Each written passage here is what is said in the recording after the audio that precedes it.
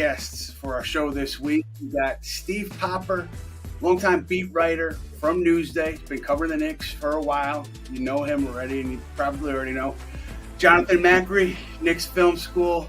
He and the crew do a great job over there. Newsletter, podcast, YouTube. You got to subscribe if you are not already subscribed. But gentlemen, let's get right into it because the Knicks last night beat the Spurs, slowed down Victor Wembanyama in a big way. Mitchell Robinson was in the middle of all of that. Steve, what have you seen from Robinson so far this year? What is he doing to take this next leap?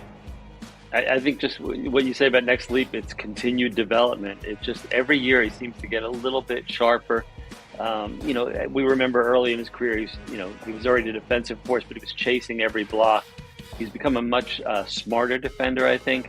He's not among the league leaders in block shots this year.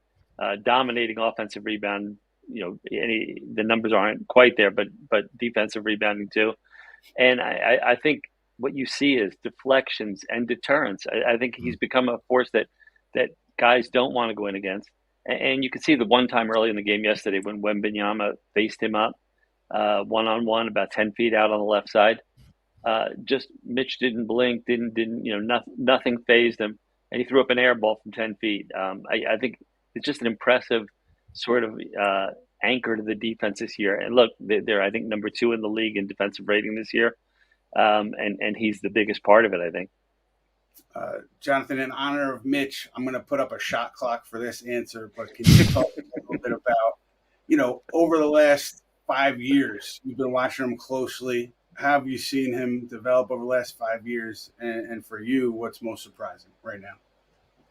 Consistency. Consistency quarter to quarter, half to half, game to game, week to week. I mean, the talent was evident from, what was it, like his 10th NBA game or something where he went out and had like 8 or 9 blocks against the Magic. Like, we always knew that there was a ceiling there, that if he was able to tap into everything and just, again, bring it consistently on a regular basis, that he could get to. But because of, as we were kind of joking about before we started filming, he's kind of a quirky guy. He has an interesting personality. You didn't know if he was ever going to be able to tap into those talents on a regular basis. And now he's arguably, not even arguably, he has been the most consistent Knick, I think, through 8 games. Teams do not want to go down low against him. And because he creates something of a force field around the rim, it allows their perimeter defenders, I'll finish up my last sentence. It allows their perimeter defenders to really have a little bit more leeway out around the arc, guarding perimeter guys, behind the line and everything. So he makes their whole team go. There's no doubt. And, I think for a long time now, we've talked about player development with the Knicks, whether it was predating Steve Mills and Phil Jackson. It was maybe Glenn Grunwald. They got some young guys. They were talking about player development. It's been such a buzzword in the NBA for obvious reasons. But now we're looking at this Knick team, and we're talking about Mitchell Robinson. We're talking about R.J. Barrett. We're talking about Emmanuel Quickley, Quentin Grimes. Is it fair to say, based on what we've seen, that this group has done a pretty good job developing their young talent? Yeah, I think so. I think when you look at this season, this summer, what the plan was run it back. Dante DiVincenzo, the only big addition. But I think that's what the buzz. Look, everybody talks about trading R.J. Barrett. For years he's been the kind of guy that you offer up in a deal, and maybe last summer they almost did go, pull the trigger on that. To me, you got a 23-year-old guy who already has averaged 20 points a game, is a solid defender, not a great defender, but a solid defender, and most of all, what you have in him as a guy who every day, good days, bad days, never gets too high, never gets too low. In New York, there's something to be said for that. I think there's a lot of guys that can handle it. R.J. Barrett is like the blueprint for a guy who can handle New York. And I think we've seen him grow.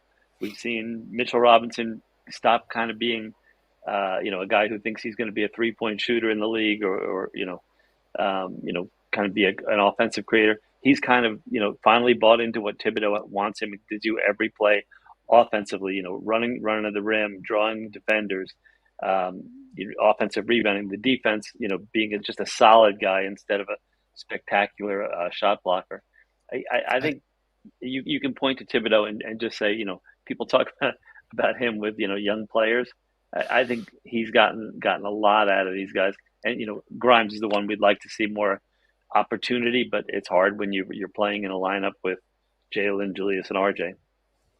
Yeah, I mean, when's the last time this organization drafted players in 3 consecutive drafts and actually did trade one or more of them before they actually had a chance to reach something close to their full potential? I mean, I think before my time here on this earth, and quickly, year 4, Barrett, year 5, Mitchell Robinson, year 6.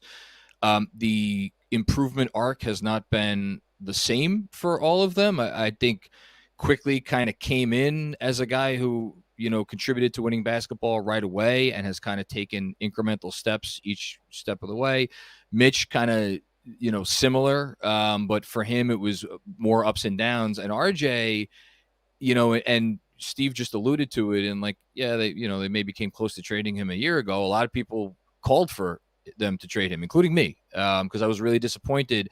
I just didn't really feel like the production was there for a former number 3 overall pick. And yet now I don't know if you want to call it making the leap, but what we're seeing from him, it does, and I know we're going to get into this later, I think it does change the trajectory a little bit. I think the front office deserves credit. I think the coaching staff deserves credit. They have 3 top 100 NBA players that, if you told me any of those 3 was going to at some point move into the top 50, top 30, 40 in the case of maybe RJ, or even quickly, I wouldn't be surprised. Like, that's a really good place for an organization to be. It's a healthy place for an organization to be. It's how you're supposed to do it, and then you supplement those moves with other things. Just sticking with RJ right now, you guys mentioned previous summer, Donovan Mitchell. I mean, there were people, in there in the front office, I don't know, decision makers, not decision makers, that were very, very keen on moving RJ for Donovan Mitchell. And so it's so interesting how so many things have to fall into place perfectly for a team to have success. You move him and who knows what you're losing. You bring in Donovan Mitchell, who knows how that goes. But I do think too, like, the idea that he approaches his craft in such a mature way. And Steve, you touched on, guy just being able to handle New York. He gets it. I think his parents actually started working with him early on like how to talk to the media, how to do a press conference. And he's so polished with us. I mean, Steve and I have tried for 5 years now to get him to say something interesting, and he's not doing it. He's not taking the bait, and to his credit, he is good. And he's actually wanted to do the media. He wanted to be the guy doing media for the Knicks after games. Nobody wants to do that, but he wanted to do it, and I think he takes that on as a responsibility for one of the faces of this franchise. So even things off the court like that, I think RJ brings a lot of value, maybe in areas that we don't see every day. Yeah, you think, look, Ian, we've both been around long enough with the Knicks. The chaos rules for decades here. Mm-hmm. And when you look at stuff happening, people talk about trade for this star, trade for that star. You look at guys like Harden, look at the Damian Lillard situation. You haven't had that with the Knicks, and there are guys who could want more playing time, who could want better opportunity. Nobody says the wrong thing around here, which is a real change from what it's been for decades. And try as we might, maybe to create a story. I tell the Knicks this all the time, that the dumbest thing they ever did was not having the press conference for Jalen Brunson. Because Jalen Brunson, I'd rather put him up there than a presidential candidate. He never says the wrong thing. Maybe Josh Hart, in his joking manner does, but it's they're a team that is sort of taken what Thibodeau teaches, and they're boring almost, but in a good way. And I think that's such a change that kind of gets unnoticed here in New York. I want to say too that when Steve says say the wrong thing, what he's really saying is be authentic and say something interesting and provide some insight. Sometimes we'll get that from some guys, but usually they stick to the script, just trying to get better every day, focused on the next game, daily improvement, and that's what you get. Yeah, definitely. You definitely can hear echoes of Thibodeau in many of the comments. The we're only focused on the next game, and our next opponent is the one that only matters. It doesn't matter. We're not looking at the playoffs. We don't care about expectations outside, all that. I hate to belabor this, John. I'm coming to you right now, but I want to say that Tibbs is so good that we could ask him about something that might be controversial, like injury update or a player getting into it with a coach, whatever, and he will listen to the question. It looks like he's going to answer your question, but he pivots immediately into a totally different subject, talking about defensive rating, talking about turnovers, talking about rebounding. It's amazing. It is a strong skill, and he has perfected it. But all right, enough inside media talk. John, I want to know from you, do you think, you touched on it a little bit earlier, do you think this changes the Knicks' trajectory if RJ sustains, he's not going to sustain this shooting clip, is around where he is shooting, is passing the ball the way he's passing the ball, and doing what he's done so far these first 8 games? Yeah, I mean, you just said it. The shooting's going to come down. I forget what the number is now. I think he's shooting like 47% from three or something absurd. That'll come down. At the same time, he's actually shooting worse from 2-point range right now than he was last season.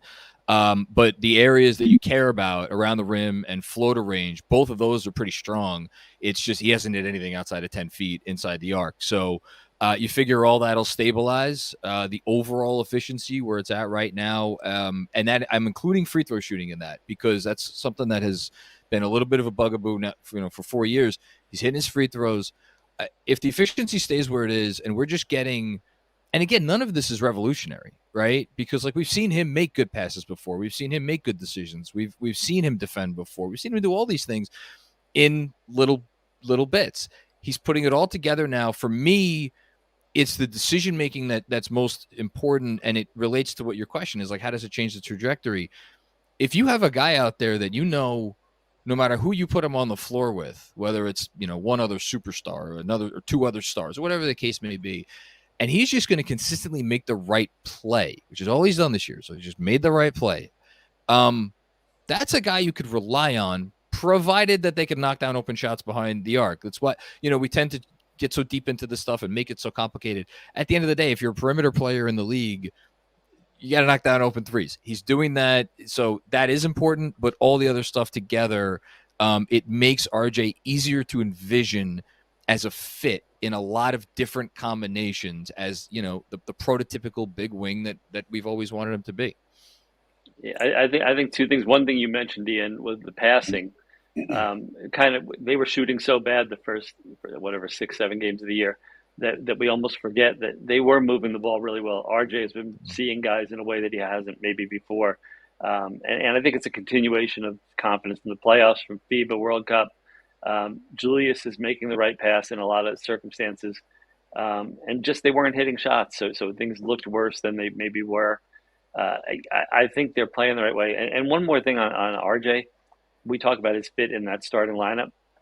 You look at like a game like the Clipper game, that fourth quarter, when he's with that second unit and he's sort of one of the main offensive options with Quickly, but he's running the floor and Dante and Hart, are just in every passing lane. It just seems like he hits a whole nother level in that you can kind of see where he could be, a 25-point a game scorer if he was playing that kind of game, that kind of lineup more often. Yeah, no doubt. And now we're going to hit my buddy Matt Spenley. You probably know him from the Knicks wall. We poached him. We're lucky to have him here at SNY, and he's got a fan question for us. Matt, what's up? All right, we got a fan question, but first I got a comment from Frizzy on YouTube. Says, Ian looks like he's about to write a script at a coffee shop. Talking about your look today. Ian, you have any thoughts on that for Frizzy? Yeah, tough morning this morning. Technology-wise, from an emotional standpoint, it's been a little rocky. So that's why we love the putback. We get a little behind the scenes from Ian. We love it. Very similar thought I had, but I thought it was more like working on his resume. Listen, we'll take all ideas. All ideas are welcome. All right. We have a comment that is asking about Quentin Grimes from Triple M. Has he got off to a disappointing start? He's shooting 36% from three. I think Grimes, a lot of times, if he's making shots, it feels like he's playing great. If he's not, it feels like he isn't. But I know that there had been a lot of expectations from the fan base. I think that he might have more responsibility within the offense. So, John, what do you think about Grimes in the first 8 or so games here? You just said the number that I was going to bring up. He's shooting 36% from three. He's taking 5.5 attempts a game. He's playing about 25 minutes. He is a guy. It's interesting to me because I look, I get it. The usage is what it is, but he's one of the few players on the Knicks that can bring an immense amount of value, even if they never touch the ball. So just him being out there with the other three ball dominant starters has value. Him being an outlet, him being a guy who's going to have a quick trigger. The only times I get bothered with Grimes is where he gets the ball and he has a shot, he has a look, and he doesn't take it. But even that, I think it's all part of the process. We've seen him be a little bit more creative with the ball and a few opportunities this year that have been impressive. Look, that sort of player archetype to me, if your coaching staff isn't specifically game planning to get them more looks, it's just kind of going to be a flow of the offense thing where one night he'll get 10 threes like he did against Milwaukee, and another night, like last night, against the Spurs, he'll get 4. He also only played 19 minutes, but that's part of the roster construction. It's like, who you taking minutes from? I mean, I know these guys have been talking about it all summer. The Knicks have a lot of talent, and Grimes is good, but so is, Josh Hart and DiVincenzo, and obviously Quickly and RJ. So it's a tough spot for a young player to be in. Maybe it speaks to the fact that there's another move down the line that they could make. But I for right now, am I worried? No, I'm not worried. To speak to Grimes and just increasing the offense a little bit, I mean, I think in years past when he has handled the ball, people with the team didn't want him doing that. They got on him about handling the ball. So it's in the past, it's kind of been damned if you do, damned if you don't. And when you're sharing a starting lineup with RJ Barrett, Jalen Brunson, Julius Randle, you're just not going to see the ball a lot. So I think if you want to give Quentin Grimes more shots, more usage, you put him in that second unit where he can get the ball, he can make plays off the dribble more organically. And if you're content with where he is right now, you keep him in the starting lineup and he'll hit shots. I think he's going to hit more shots over the course of the season. He's proved that over his short career, and he'll defend. So he'll give you that. It's just a matter of what you want from Quentin Grimes. I think that he can give you more than he's showing right now, just based on, talking to him, talking to people around him. I think there's more there. Maybe the Knicks don't need it, though, given this roster construction, but just something to keep an eye on. Steve, where are you on Quentin?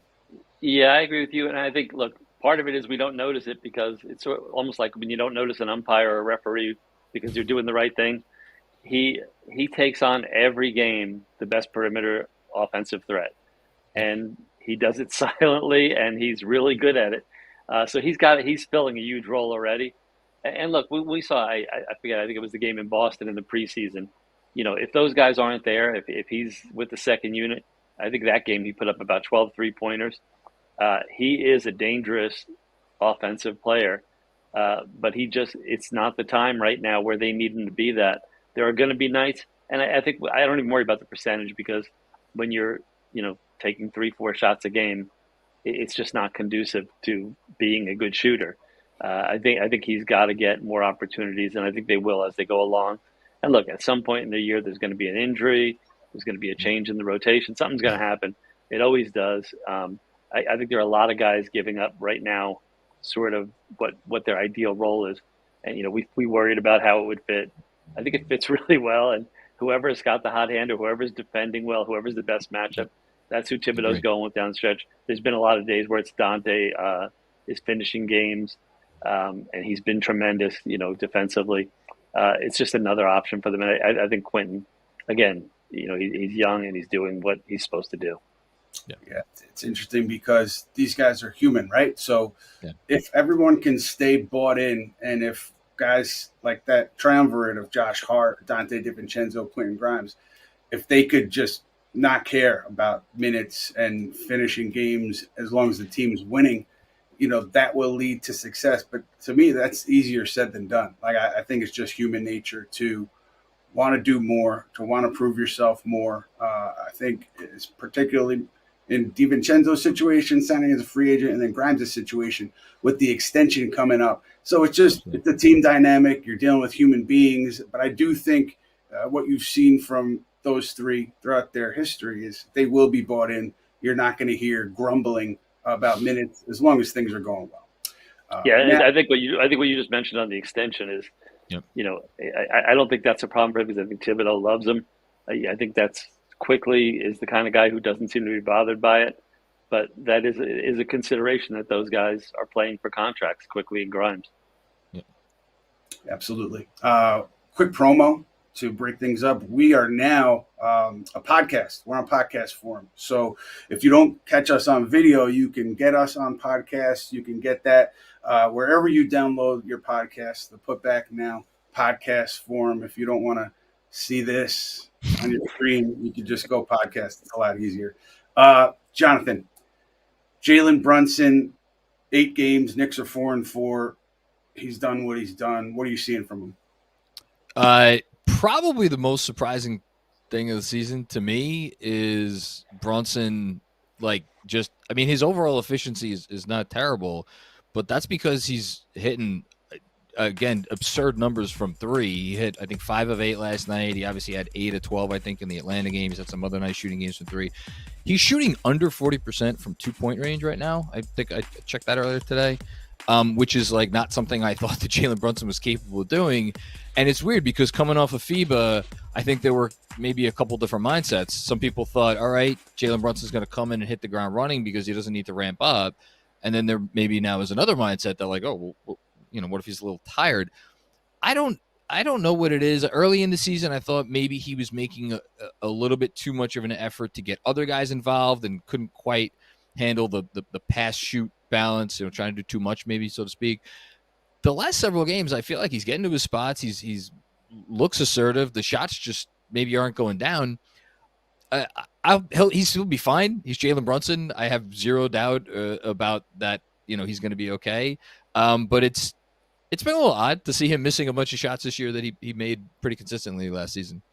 Just to speak to the conditioning quickly, Steve, it was strange, I thought, with the preseason, the way the Knicks approached it. I get what they were trying to do, ramp him up to big minutes and not throw him out there for 25-plus minutes for every preseason game. It's almost like the NFL starting quarterback not playing a lot in the preseason. But I think that kind of threw Jalen off, just my guess, my observation, because you put him out there for that last preseason game against Washington, and I thought he looked gassed at some points in those games. So his level of conditioning, his level of being able to get up and down the floor, I don't think was where the Knicks and he would have wanted it to be going into game 1 of the regular season. Yeah, just a side point to that is him and Josh Hart were kind of treated that way. And RJ Barrett, who we talked about the workload that he takes and the work that he's willing to put in, he played with Team Canada in FIBA and just never seemed to get want a break, or he played big minutes, the 3 games that he played. So it's kind of strange. But anyway, I agree with you guys. I don't worry about Jalen at all. The one concern, I guess, is we tried to Stephen Bondi was trying to pry on it yesterday in 10 different ways, and he never will admit it. But there's something with his hand. He's got it taped up, and he just said he tripped and fell and re-aggravated it, but he won't say what it is, won't say what the injury is, just said, I'll be fine next game over and over again, which is what he always says. And he'll play through it. Is it something that's deterring him a little bit? Maybe. I don't know. But again, I don't worry about him. I think that low shooting percentage around the rim is going to change. He's hitting threes. He's getting guys involved. I think he's going to be fine. Yeah, agreed. And on the injury front, he's like Derek Jeter. Like, he's just never going to tell you if he's hurt. Yeah. Says the right thing. For Met fans like David Wright, just the messaging is always good, as we said earlier. But let's move over to we're going from number 11 to number 30, Julius Randle, a player that has been a topic of discussion. He's always a topic of discussion, win, lose, or draw. Struggled with his shot early on. Last 2 games, to me, it's been a different story. John, are you concerned about Julius's shooting? Were you after the first 6 games? Kind of where are you on him? To me, in a kind of a different way than like Steve just said, Jalen Brunson's like Jalen Brunson. Like Julius is Julius. I think we've seen enough of him. This is year 10 now for him, I think, in his career. He's going to have ups, he's going to have downs, and the downs are going to be rough, and they are often going to come not with just missed shots, but questionable effort things occasionally, and seemingly getting in his own head when it comes to passing versus shooting versus stopping and complaining to the ref. It's part of the package. You hope to minimize it as much as possible. All that being said, last 2 games extremely encouraging. I think he's getting downhill more. I think he's making quicker decisions. I love that they are, and DJ Zulo and Benji Ridholtz here at KFS have been pointing this out a lot, getting him and Mitch involved in big pick and rolls, because the biggest impediment that Julius has to being an efficient offensive player around the rim with the Knicks is they don't employ a stretch 5. So how do you handle that? Well, get the big man up setting the pick and have both of those guys rolling downhill. So then you either get Julius with a good look or give Julius a lob attempt, which you've seen him lob it to Mitch, or worst case scenario, Julius misses, someone's there to clean up his miss and put it back. So I like that stuff, but ultimately it comes down to Julius, again, making good decisions, quick decisions, and I think he's been doing that certainly more over the last few games. Yeah, I'm with you, and I like how you snuck that promo in. I love listening to Benji and DJ break the game down. It's a fun listen. You got to check that out if you haven't already. Knicks Film School. So, Steve, Julius, you've been around him so much since he's come to New York. Where are you at? Like, do you think he's struggling? Because the first 6 games, you think he's evened out? Where are you? I don't. There's another guy I don't worry about. I think he's going to have his numbers at the end of the year. He had a different kind of off season because of the injury, the surgery. Guys, it's sort of what RJ went through last summer, where they don't do the work they normally do. Maybe not shooting, not on the court enough. I think that'll come. The one gripe I'd have with him again is, I think Jonathan mentioned it. Thibodeau likes to say when you're not scoring, when you're not shooting, you can help in other ways.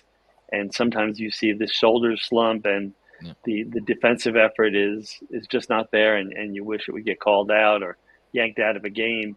I wrote a column the other day and said, he's carrying around that Be Like Water book from Bruce Lee. Might be time for a different book, something a little more intense. I just think that's what you need is the hard-nosed Julius, and you've been getting it offensively, you've been getting it rebounding. You just want to see it defensively. That I think is the next big step that would make this team. What could elevate them? That I think could elevate them because he has the skill to do it. Yeah. For what that guy's been through from the fan base from 2019 to now, I mean, I think he's pretty mentally tough for him to still be here.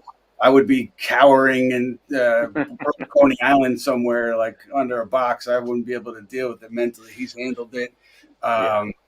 It's come out in some bad ways sometimes, but I give him credit for sticking with it and being who he is and doing what he's doing, faults included.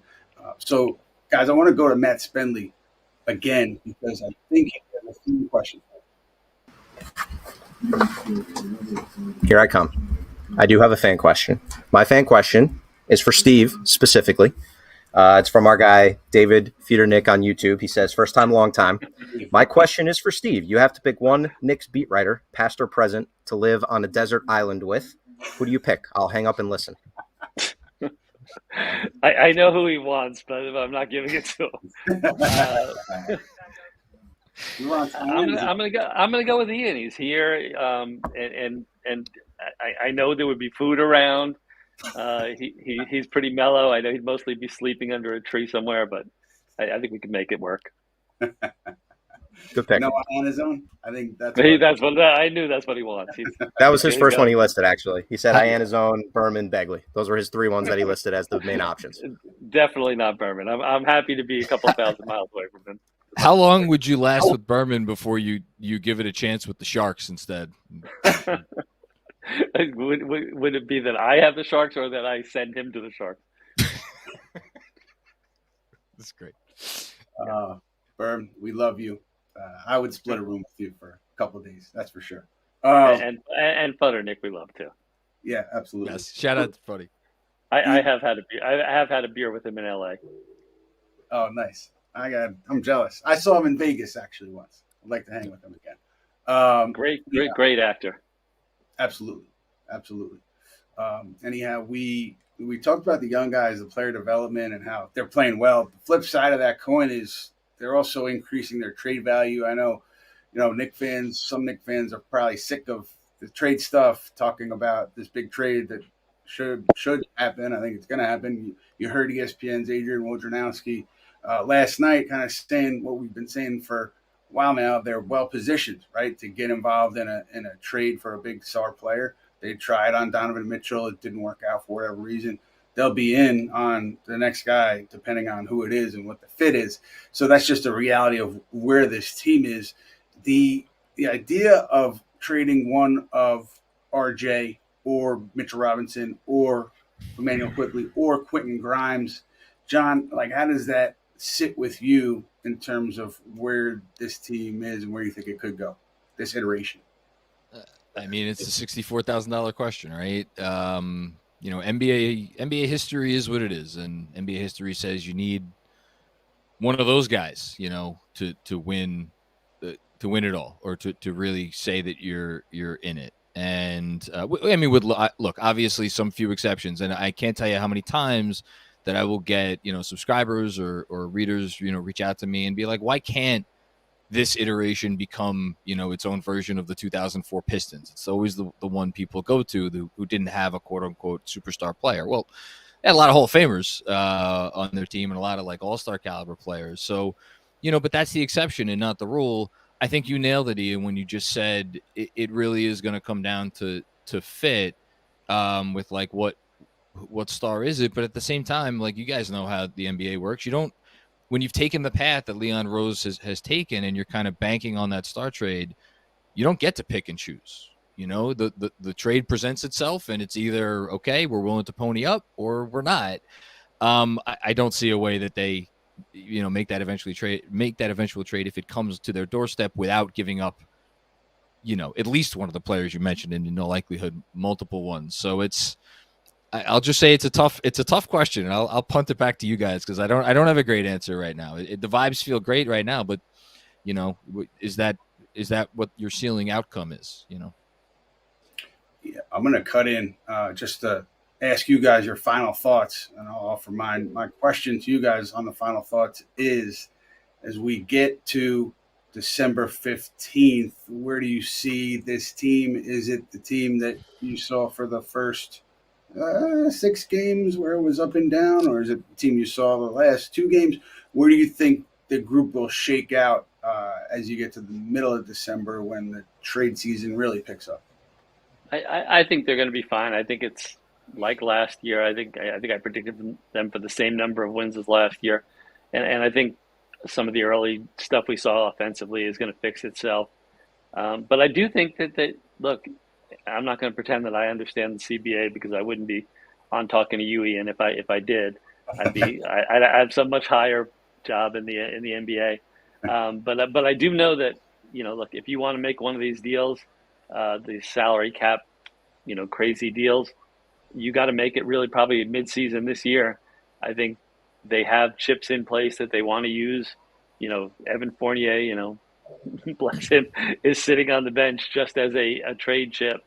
I think that they're going to have to make a decision on quickly. They certainly have enough pieces that they can afford to move them.